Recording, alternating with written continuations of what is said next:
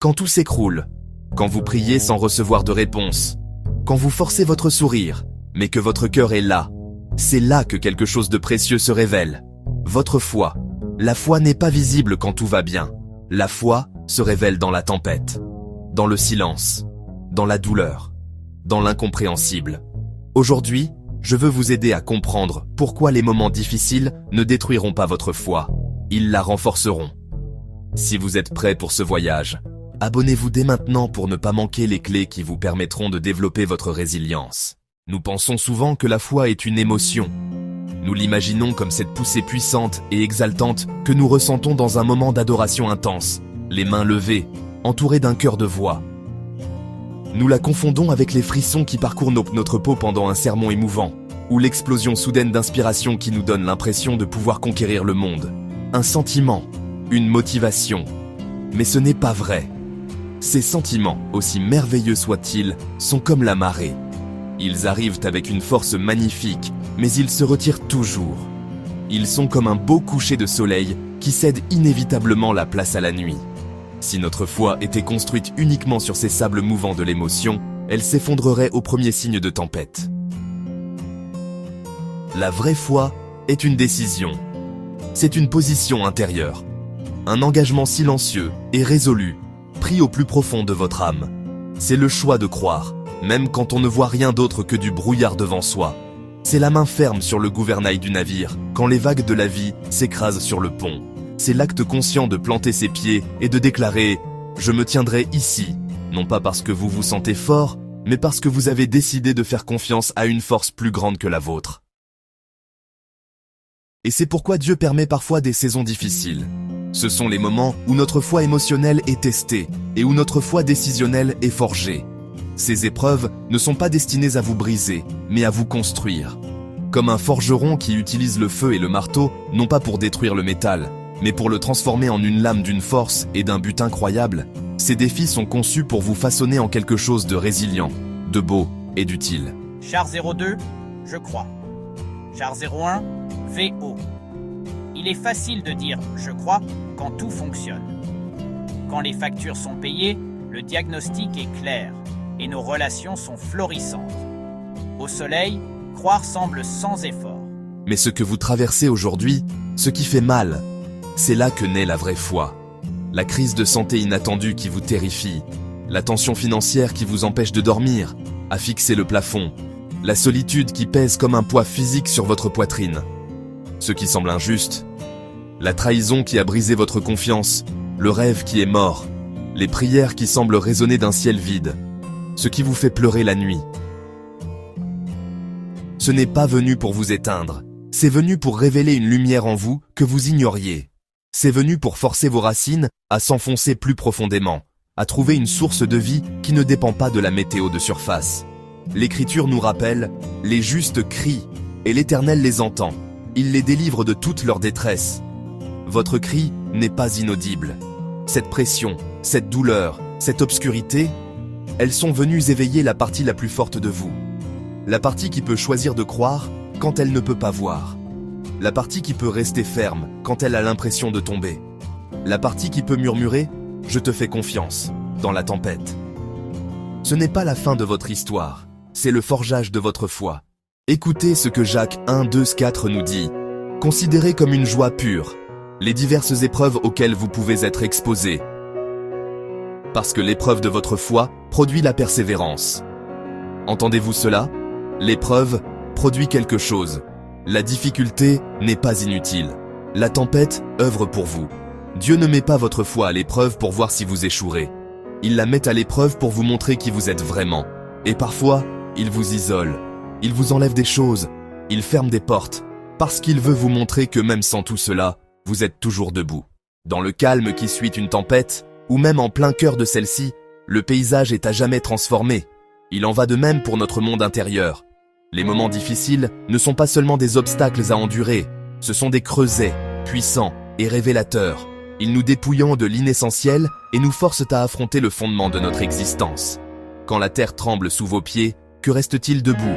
Ces moments d'épreuve, aussi douloureux soient-ils, révèlent 3 vérités profondes sur vous et votre cheminement avec Dieu. Premièrement, Il révèle votre dépendance absolue à Dieu. Nous passons une grande partie de nos vies à bâtir des structures d'autonomie.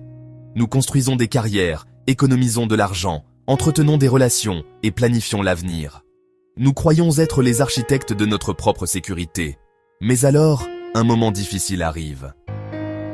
Les ressources manquent, le compte en banque est vide au moment même où le moteur tombe en panne. Le diagnostic n'est pas celui pour lequel vous avez prié. La personne sur qui vous comptiez s'éloigne et le silence dans votre maison devient assourdissant. Quand les réponses ne viennent pas, quand vos prières frénétiques ne semblent rencontrer que le silence, vous êtes amené à un seuil sacré et terrifiant. C'est la fin de votre propre force, la limite de votre propre sagesse. Et c'est ici, dans ce lieu de vulnérabilité absolue, que vous comprenez enfin. Vous réalisez que votre force n'a jamais été vraiment la vôtre. Elle ne vient pas de vous, elle vient de lui. C'est une force empruntée, une grâce divine qui vous a soutenu tout au long. Dans notre faiblesse, sa puissance se manifeste pleinement. Vous apprenez à respirer à nouveau, non pas parce que vous avez un plan, mais parce que vous avez un pourvoyeur. C'est le premier don de l'adversité, la réalisation humble et libératrice que vous êtes soutenu. Deuxièmement, il révèle votre véritable identité. Dans le calme d'une vie facile, il est simple de croire les murmures de l'ennemi, les mensonges qui résonnent dans nos propres insécurités. Vous pensez être fragile, un vase de verre qui se brisera à la moindre pression. Vous croyez être défini par vos erreurs passées, vos faiblesses, vos peurs. Mais la tempête révèle votre force. Quand les vents de l'adversité hurlent, vous découvrez des racines que vous ne soupçonniez pas, ancrées profondément dans le sol de la foi. La pression ne vous brise pas. Elle révèle une résilience forgée dans les feux des épreuves précédentes, une force qui n'est pas la vôtre, mais la sienne en vous. Vous pensez être abandonné, une silhouette solitaire perdue dans un vaste désert indifférent. La douleur de la solitude, de la trahison, du deuil peut ressembler à un verdict final sur votre valeur. Mais la douleur révèle la fidélité de Dieu. Dans les ténèbres les plus profondes, une étincelle de lumière apparaît. Ce peut être la gentillesse inattendue d'un étranger, un verset de l'écriture qui jaillit de la page et pénètre votre cœur, ou simplement une paix profonde et inexplicable qui vous enveloppe au milieu de la nuit. C'est le doux murmure d'Ésaïe 41, verset 10. Ne crains rien, car je suis avec toi. Ne t'inquiète pas, car je suis ton Dieu. Je te fortifierai, je t'aiderai, je te soutiendrai par ma droite juste. Dieu ne promet pas de vous épargner la vallée de l'ombre de la mort, mais il promet de la traverser avec vous. Votre identité n'est pas abandonnée, elle est accompagnée. Pas non, fragile, mais remplie de foi. Troisièmement, il révèle votre capacité à continuer. C'est peut-être la révélation la plus puissante de toutes, et elle est prouvée par une vérité simple et indéniable. Le simple fait que vous soyez encore là à écouter ces mots prouve que la bataille n'a pas gagné. La lutte ne vous a pas consumé. Pensez-y un instant. Chaque épreuve que vous avez affrontée, chaque chagrin, chaque échec, chaque moment de désespoir, vous les avez tous survécus à 100%. Vous êtes toujours là. Si vous étiez aussi faible que votre peur vous le dit, vous ne vous battriez plus. Si vous étiez aussi vaincu que votre doute l'insiste, vous ne chercheriez plus l'espoir. Vous ne seriez pas en train de regarder cette vidéo. Vous tenez bon. Même quand votre prise semble faible, vous tenez bon. Vous avancez. Même quand les pas sont d'une lenteur agonisante, vous avancez. Ce n'est pas de la simple obstination. C'est la preuve de l'Esprit Saint à l'œuvre en vous. C'est le moteur divin de la persévérance qui fait battre votre cœur, qui relève votre tête, qui met un pied devant l'autre quand tout en vous veut s'allonger. Regardez le chemin que vous avez parcouru. Voyez les montagnes que vous avez gravies et les vallées que vous avez traversées. Vous portez peut-être les cicatrices du voyage. Vous êtes peut-être fatigué, meurtri et épuisé. Vous n'avez peut-être pas tout ce que vous pensiez autrefois nécessaire. Mais vous n'êtes pas détruit. Vous êtes affiné. Vous êtes un témoignage de la puissance de soutien de Dieu. Votre existence continue est un acte de foi défiant, une histoire vivante et respirante d'un Dieu qui ne lâche jamais, jamais prise. Dans notre cheminement de foi, il y a des moments où le chemin à parcourir semble enveloppé de brouillard, où le poids de nos luttes actuelles nous semble accablant. C'est précisément dans ces moments que nous devons nous ancrer non pas dans l'incertitude de demain, mais dans la certitude de ce qui a déjà été accompli. Nous devons construire un pont de souvenirs, reliant nos victoires passées à nos batailles présentes. Aujourd'hui, je veux vous guider à travers un exercice spirituel puissant. C'est un acte de souvenir défiant, une façon de renouer concrètement avec l'histoire de fidélité qui vous a porté jusqu'ici. Il ne s'agit pas seulement de pensées positives, il s'agit de bâtir un dossier pour votre propre espérance, en utilisant les preuves de votre propre vie. Tout ce que je demande, c'est quelques minutes de votre attention concentrée. Trouvez un endroit calme où vous pouvez être présent. Prenez une feuille de papier, ouvrez un journal, ou simplement une nouvelle note sur votre téléphone. Le support n'a pas d'importance, mais l'acte d'écrire, oui. Il transforme les souvenirs abstraits en déclarations concrètes. En haut de la page, je veux que vous écriviez ce premier titre. 3 choses dont Dieu vous a déjà délivré. Prenez un instant, laissez votre esprit vagabonder. Peut-être était-ce une période de profonde solitude qui semblait ne jamais devoir finir, jusqu'à ce qu'une nouvelle amitié fleurisse de manière inattendue. Peut-être était-ce une délivrance d'une habitude destructrice, une chaîne que vous pensiez porter pour toujours, maintenant brisée. Ou peut-être était-ce un moment de désespoir financier, où la provision est apparue d'une source que vous n'auriez jamais pu prédire. Ne vous précipitez pas. Pensez à un moment précis où vous avez crié à l'aide et où elle est venue. Écrivez-le. Maintenant, pour notre deuxième titre, écrivez 3 batailles que vous avez déjà gagnées. Ce sont les combats où vous vous êtes senti dépassé et submergé. Pensez à un problème de santé que vous avez surmonté, votre corps montrant une résilience que vous ne lui connaissiez pas. Rappelez-vous un conflit au travail ou dans votre famille qui semblait insurmontable, mais que vous avez géré avec sagesse et grâce, trouvant la paix de l'autre côté. Souvenez-vous d'une bataille contre la peur ou l'anxiété, où vous avez tenu bon, armé de prières, et trouvé un calme qui défiait les circonstances. Ce sont vos victoires. Elles font partie de votre histoire. Reconnaissez-les. Enfin, le 3e titre. Écrivez ceci. 3 situations où vous pensiez ne jamais vous en sortir. Celle-ci est profonde. C'est le cœur de l'exercice. Soyez honnête avec vous-même. Rappelez-vous ce moment où votre cœur a été brisé et vous pensiez que la douleur serait fatale. Rappelez-vous l'échec qui vous a fait croire que vos rêves étaient terminés. Pensez à cette période de chagrin si sombre que vous ne pouviez imaginer revoir la lumière.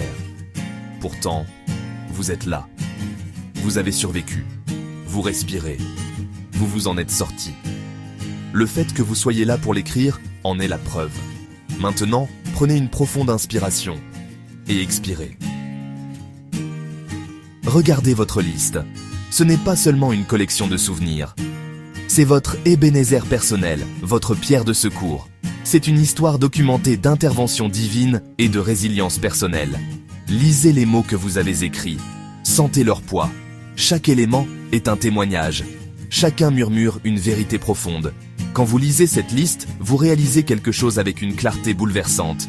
Si Dieu l'a fait avant, il peut et il le fera encore. Le même Dieu qui vous a délivré de l'abîme, alors est le même Dieu qui est avec vous dans la vallée maintenant. La même force qui vous a fait gagner ces batailles est la même force disponible pour vous aujourd'hui. Le caractère de Dieu ne change pas. Sa fidélité n'est pas une ressource finie. La foi ne se construit pas dans le vide. Elle est renforcée par le souvenir. Elle est forgée dans les feux de la mémoire. La Bible nous le rappelle constamment. Dans le psaume 34, il est dit « Quand les justes crient, l'Éternel entend, et il les délivre de toute leur détresse. » Votre liste est la preuve de cette promesse accomplie dans votre propre vie. C'est votre psaume personnel de délivrance. Elle se construit dans le souvenir des victoires passées. Alors, quand le doute murmure que cette foi est différente, que cette montagne est trop haute, vous pouvez brandir cette liste comme votre bouclier. Vous pouvez regarder l'épreuve et déclarer avec confiance « Mon Dieu a l'habitude de créer un chemin là où il n'y en a pas, et ma vie en est la preuve. » Gardez cette liste, mettez-la quelque part où vous pouvez la voir. Qu'elle soit votre encre dans les jours à venir. Si cet exercice a éveillé quelque chose en vous, faites-le nous savoir dans les commentaires en écrivant « Ma foi tiendra ». Votre témoignage pourrait être le signe que quelqu'un d'autre a besoin de voir aujourd'hui. Aimez cette vidéo pour diffuser ce message de souvenir et partagez-la avec quiconque a besoin d'un puissant rappel de la fidélité durable de Dieu. Et si vous ne l'avez pas encore fait, abonnez-vous pour plus d'encouragement dans votre cheminement. Voici 4 clés simples mais puissantes. 1. Déclarez la parole de Dieu sur vous-même. La bouche ouvre le chemin pour le cœur. 2. Protégez votre esprit. Moins d'anxiété, plus de foi. Évitez les voix qui détruisent en votre paix. 3. Ne vous coupez pas de Dieu dans la douleur. C'est précisément dans la douleur qu'il est le plus proche. 4. Rappelez-vous que Dieu agit en coulisses. Ce n'est pas parce que vous ne voyez rien que Dieu ne fait rien. Vous traversez peut-être une bataille aujourd'hui, une tempête, un désert. Mais écoutez-moi, Dieu n'a jamais perdu une bataille. Et il ne va pas commencer par vous. Votre foi n'est pas en train de mourir. Elle est en train d'être renforcée. Si cette vidéo a touché votre cœur, écrivez dans les commentaires « Ma foi tiendra » et abonnez-vous pour recevoir des messages qui fortifient votre âme. Dieu agit dans votre vie, même maintenant. Restez fort, restez confiant, restez dans la foi.